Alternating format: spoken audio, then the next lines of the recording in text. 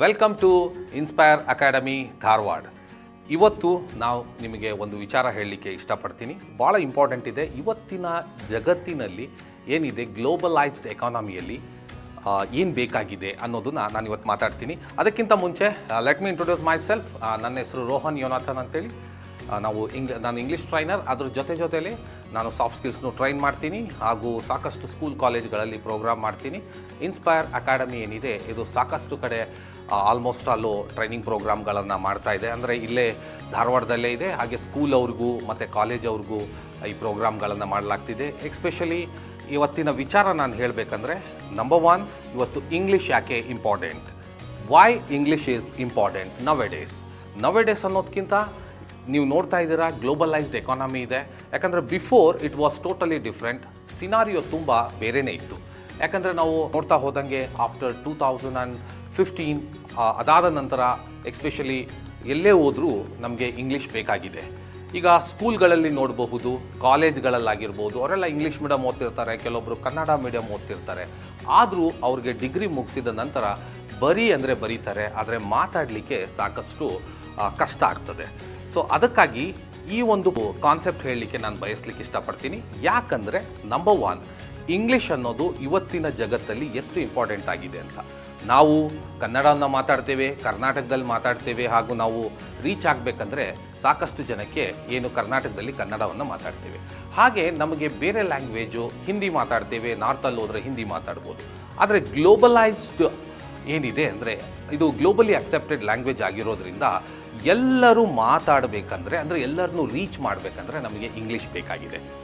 English ನಾವು ನೋಡ್ತಾ ಹೋದರೆ ನಂಬರ್ 1 ನವೋದಯ ಕ್ಲಾಸಸ್ ಇದ್ದಾವೆ, RMS ಇದೆ, ಕಿತ್ತೂರು ರಾಣಿ ಚೆನ್ನಮ್ಮ ಇದೆ, ಮೆನಿ ಮೋರ್ ಇನ್ನು ರಿಲೇಟೆಡ್ ಟು ಕ್ಲಾಸಸ್ ಏನಿದೆ. ಅಂದರೆ ಎಂಟ್ರೆನ್ಸ್ ಬರೆದ ನಂತರ 6th ಆದ ನಂತರ ಅಪ್ ಟು 12th ತನಕ ಫ್ರೀ ಎಜುಕೇಷನ್ ಇರುತ್ತೆ. ಮೊರಾರ್ಜಿ ದೇಸಾಯಿ ನೋಡಿದ್ದೀರಾ ನೀವು, ಅಲ್ಲಿ ಫ್ರೀ ಎಜುಕೇಷನ್ ಇರುತ್ತೆ. ಸೊ ಇಂಗ್ಲೀಷ್ನ ಕ್ಲಿಯರ್ ಮಾಡಬೇಕು ಅಂದರೆ ಅದರ ಮೇನ್ ಕಾನ್ಸೆಪ್ಟ್ ಗೊತ್ತಿರಬೇಕು. ಆ ಮೇನ್ ಕಾನ್ಸೆಪ್ಟಲ್ಲಿ ಏನಾಗುತ್ತೆ, ಕೆಲವೊಬ್ಬರು ಏನಾಗುತ್ತೆ ನಾರ್ಮಲಾಗಿ ಮಾತಾಡಲಿಕ್ಕೆ ಟ್ರೈ ಮಾಡ್ತಾರೆ. ಕೆಲವೊಂದು ತಪ್ಪು ಏನಿದೆ ವಿಚಾರಗಳನ್ನ ಏನಿದೆ ನಾರ್ಮಲಾಗಿ ಟೆನ್ಸಸ್ ಬಗ್ಗೆ ಯಾವಾಗ ಏನು ಯೂಸ್ ಮಾಡಬೇಕು, ಭಾಳ ಕನ್ಫ್ಯೂಸ್ಡ್ ಮೆಥಡಲ್ಲಿ ಹೋಗ್ಲಾಗ್ತದೆ. ಆದರೆ ಇಲ್ಲಿ ನಮಗೆ ಬೇಕಾಗಿರೋದು ನಾವು ಅರ್ಥ ಮಾಡ್ಕೋಬೇಕು, ಅಂಡರ್ಸ್ಟ್ಯಾಂಡ್ ಮಾಡ್ಕೋಬೇಕು.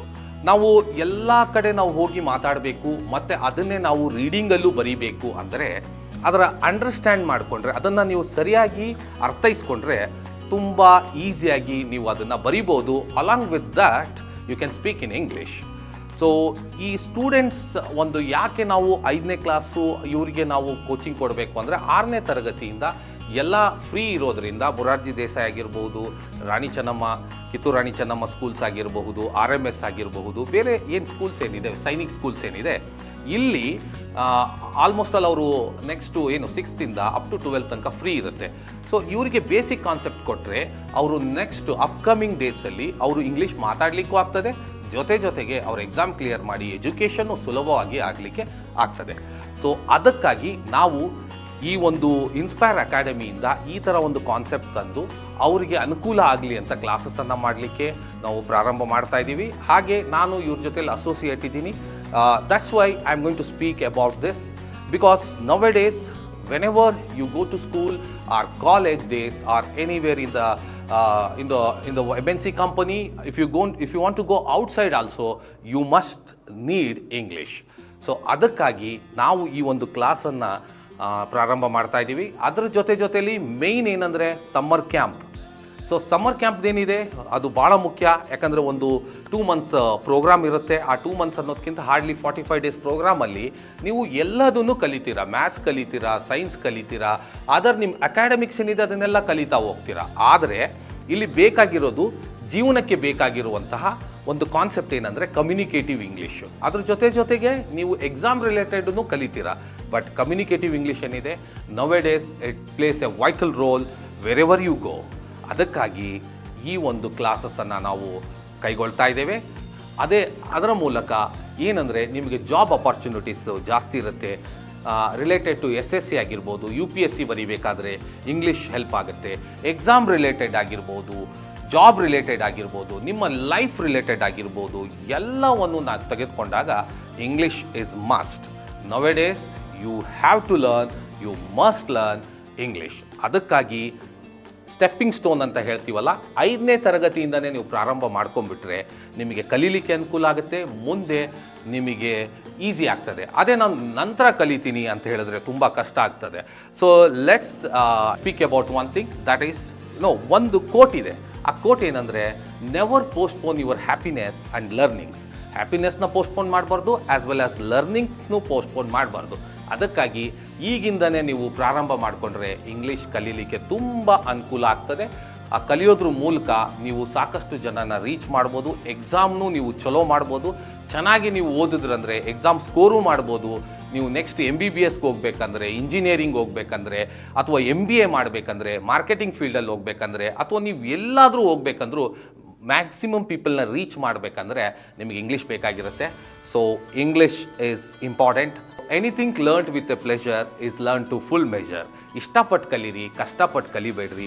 ಅಂಡರ್ಸ್ಟ್ಯಾಂಡ್ ಮಾಡ್ಕೊಳ್ಳಿ. ಅಂಡರ್ಸ್ಟ್ಯಾಂಡ್ ಮಾಡ್ಕೊಳ್ಳೋದ್ರ ಮುಖಾಂತರ ನಿಮಗೆ ಯಾವುದು ಪಾಸ್ಟಲ್ಲಿದೆ, ಯಾವುದು ಪ್ರೆಸೆಂಟಲ್ಲಿದೆ, ಯಾವುದು ಫ್ಯೂಚರಲ್ಲಿದೆ ಅನ್ನೋದನ್ನು ನೀವು ತಿಳ್ಕೊಬೇಕಾಗತ್ತೆ. ಸೊ ಕೆಲವೊಂದು ಸಲ ಏನಾಗುತ್ತೆ, ನಾವು ಫ್ರೇಸಲ್ ವರ್ಬ್ಸ್ನ ಯೂಸ್ ಮಾಡ್ತೀವಿ. ಆ ಫ್ರೇಸಲ್ ವರ್ಬಲ್ಲಿ ಏನಾಗುತ್ತೆ ಅಂದರೆ, ಕೆಲವೊಂದು ಸಲ ನಾವು ಜನರಲಾಗಿ ನನ್ನ ಫ್ರೆಂಡಿಗೆ ಕೇಳ್ತಾ ಇದ್ದೆ, ಹೌದಪ್ಪ ಎಲ್ಲೋದ ನಿನ್ನ ಫ್ರೆಂಡು ಅಜಿತು ಅಂತ ಕೇಳಿದೆ. ಅದಕ್ಕೆ ಅವನೇನಂದ, ಈ ಪಾಸ್ಟ್ ಅವೇ ಅಂದುಬಿಟ್ಟ. ಪಾಸ್ಟ್ ಅವೇನಾ? ಪಾಸ್ಟ್ ಅವೇ ಅಂದರೆ ತೀರ್ಕೊಂಡ ಅಂತ, ಮರಣ ಹೊಂದಿದ ಅಂತ. ಪಾಸ್ಡ್ ಬೈ ಅನ್ಬೇಕು ಅಥವಾ ಈ ವೆಂಟ್ ಆಫ್ ಅಂತ ಹೇಳಬೇಕು. ಸೊ ಅದಕ್ಕಾಗಿ ವೊಕ್ಯಾಬ್ಯುಲರಿ ಎಕ್ಸಸೈಸ್ ಭಾಳ ಇಂಪಾರ್ಟೆಂಟು. ಅದರ ಜೊತೆಗೆ ಟೆನ್ಸಸ್ಸು ಭಾಳ ಇಂಪಾರ್ಟೆಂಟು. ಅದರ ಜೊತೆಗೆ ನೀವು ಪ್ರಾಕ್ಟೀಸ್ ಮತ್ತು ವೊಕ್ಯಾಬ್ಯುಲರಿ ಬಿಲ್ಡಿಂಗ್ ಮಾಡೋದು ಭಾಳ ಇಂಪಾರ್ಟೆಂಟ್ ಆಗಿರುತ್ತೆ.